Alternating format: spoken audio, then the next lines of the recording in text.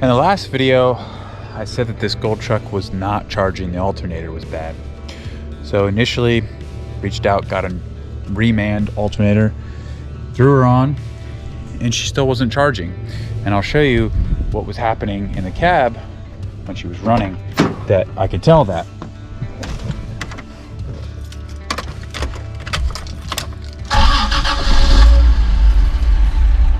You see there on the volts gauge, it's running under the 12, so it's not charging, you can tell. So let me show you what the fix is. If we go to where the battery is, there's something called a Fusible Link. I've heard of these going bad on these trucks, and I just so happen to have an extra one from a parts truck. So went ahead and switched it out. It's pretty easy, and we're gonna fire it up and see if she's charging.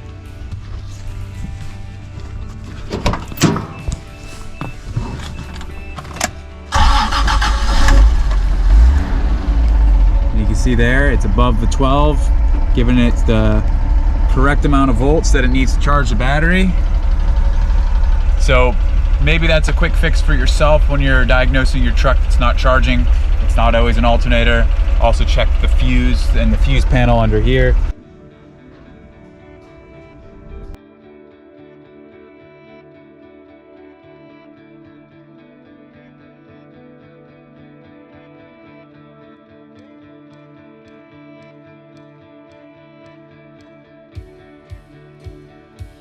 So we had some front end shakeage yesterday, and typically I'll see when these brand new tie rod ends go on, they're actually loose. You actually need to service them, take the cotter key out sometimes. I'm going to use this special tool here that is made to tighten these. So we're going to tighten this up. I already went ahead and tightened this one. We want to make sure that we can still put a cotter key through it, so we should be good. Actually tightened it quite a bit. Put some grease in there and send her on her way.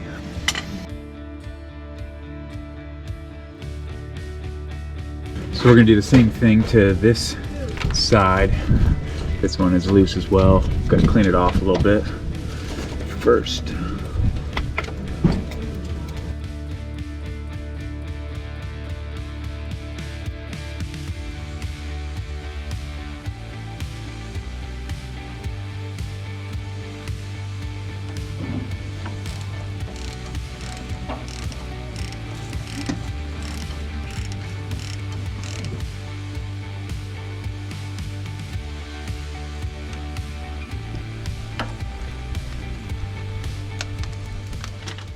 Put some grease.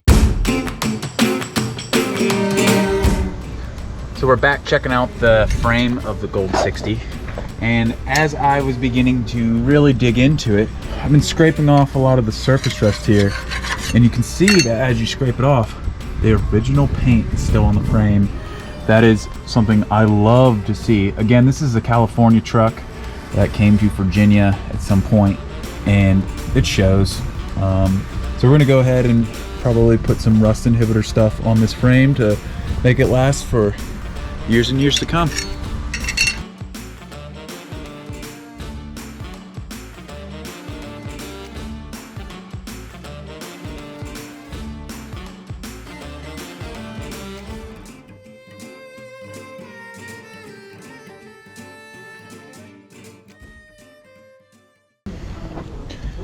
Pretty excited. We're gonna go ahead and wash the truck one more time and finally buff the paint out.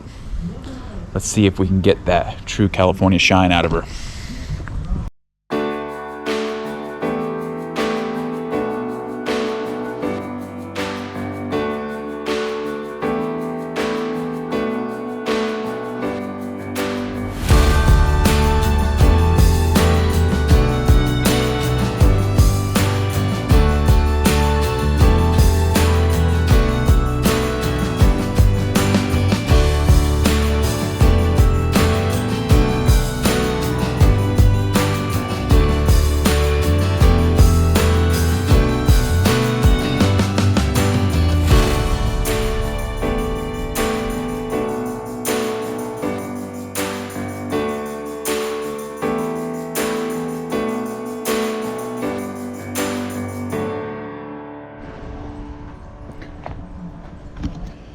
Here's the truck after the first initial polish. I think that the shine started to come back pretty good.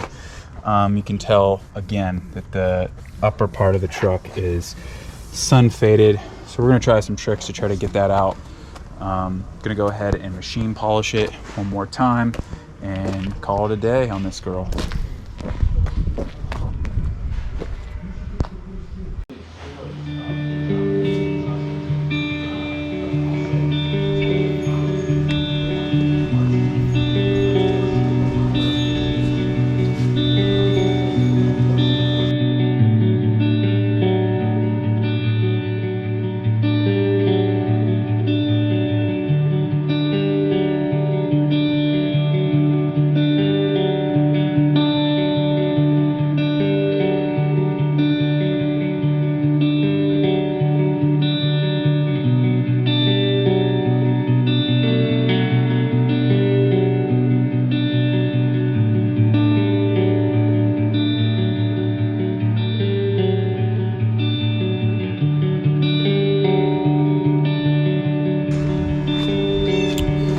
That was my first experience with the boiled linseed oil on the old faded paint, and I would say it was 100% a success. The paint really came back. It's got a lot of shine in the faded areas. Obviously this truck should probably be painted at some point, but for the purposes, I think it turned out really well. So on to the next thing.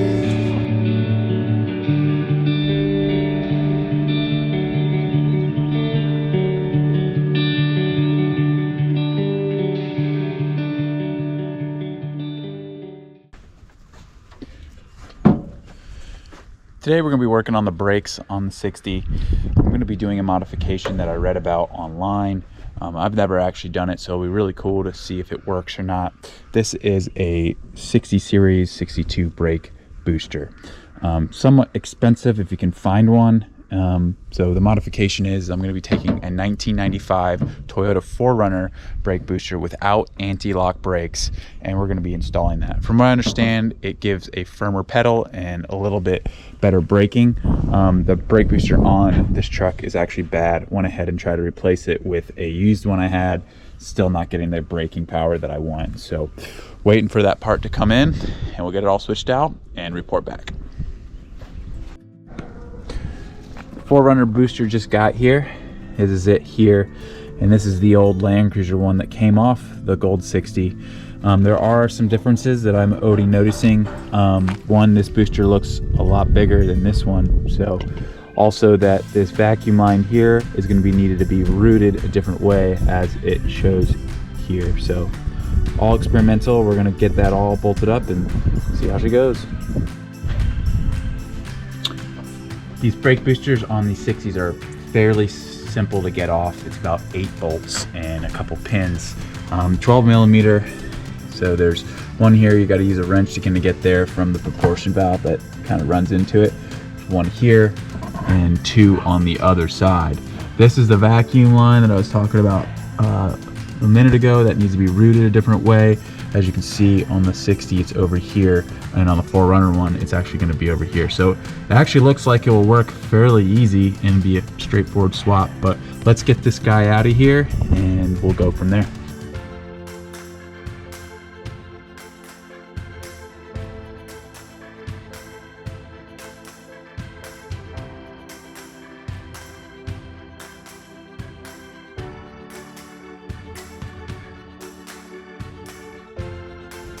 So I pulled this off the old brake booster, and this is like a gasket shield, and I just wanted to make sure that the bolts in the back of the booster were bolting up. It looks like it should work pretty good. I wanted to mount the booster with the vacuum line kind of over here, but it looks like from what I've read and what I'm seeing, you have to mount it upside down. So we're going to go ahead and do that. One other note is that I took the prong for the pedal that looks like that, took it off the old booster, and was able to thread it right on. Didn't need to change that. So let's see if she gets on there nicely, and then we're gonna have to figure out a vacuum line for this.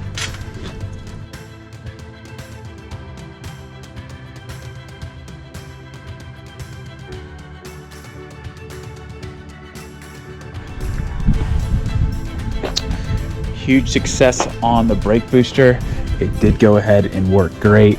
So we had to run this vacuum line up and over to where it connects on the intake, which pulls vacuum there.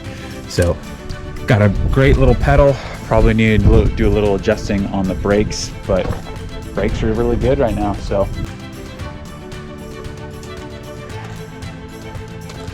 go and reinstall the 2 skid plates that come on a factory Fj60. This front one here will go right on the frame member, right under the engine. This one goes right under the transmission and transfer case. Got them all painted up and cleaned and degreased. So ready to go back on. Look fantastic.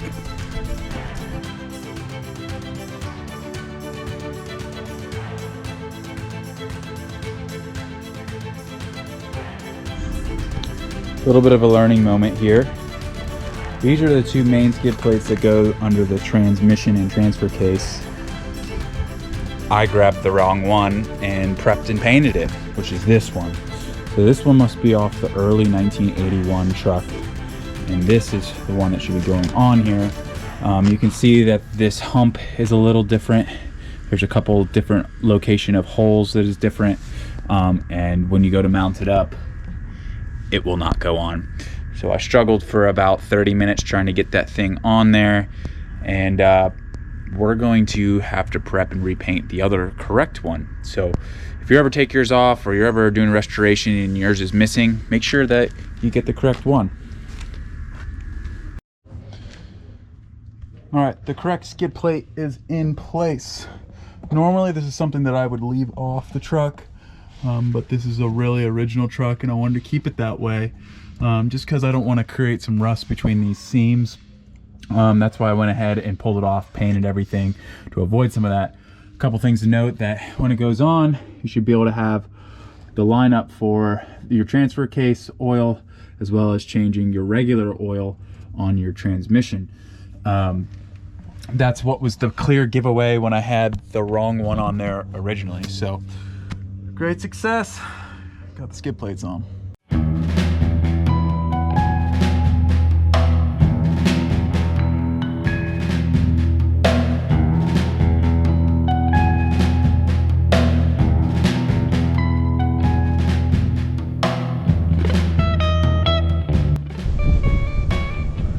This is an original Fj60 tailpipe that I was lucky enough to track down. But we're gonna go ahead and slap that on the 60, as well as this generic muffler, as the other one was pretty blown out. We're gonna go ahead and use these couplers to go to the original exhaust, as the converter and most of the exhaust is still intact. Went ahead and cut it off already here. Might need to shorten that as we go ahead and put the other one in. But want to keep it mostly stock for the next person, and easy for them to take off the muffler should they want to go to a flow master or something a little more loud. The new tailpipe's mocked into place. It's pretty straightforward here. We got a little exhaust hanger mounted to the frame. I just put one little bolt there so I can have some flexibility as we're moving it around. If you go under here, you should be able to bolt right up. I'm gonna have to cut maybe about that much off this pipe with a sawzall to make the bigger muffler fit, and it should all bolt up.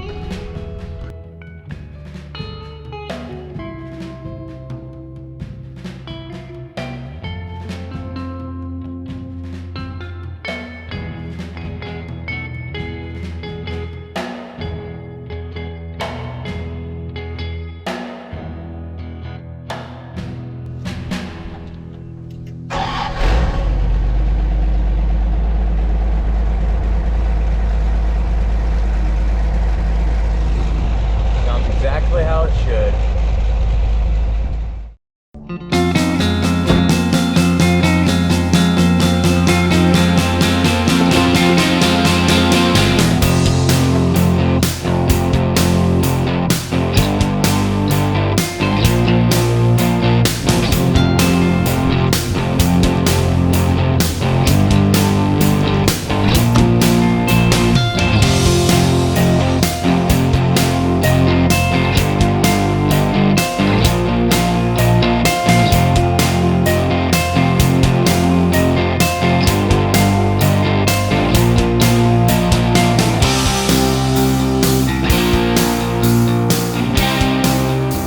So this is a factory Toyota sending unit.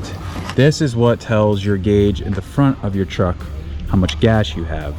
It's actually a fairly easy thing to replace.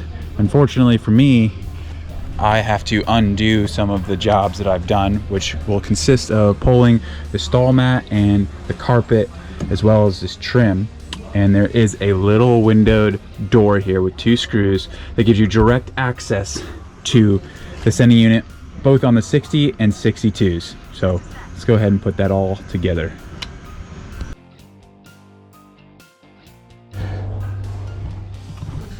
Once your carpet's all peeled up, here's the door that I was speaking about. It's just 2 screws. We're gonna get that off and you'll have exact access to the sending unit right there.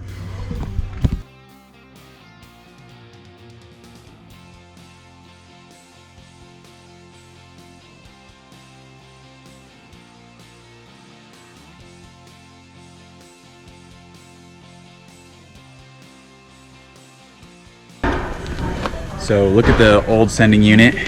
Looks like it's been through a war. You can also see that this is very tough to move. Here's the new one. All works as it should. And this is the float, which actually is what is used to tell what the gasoline level actually is. So slap that in.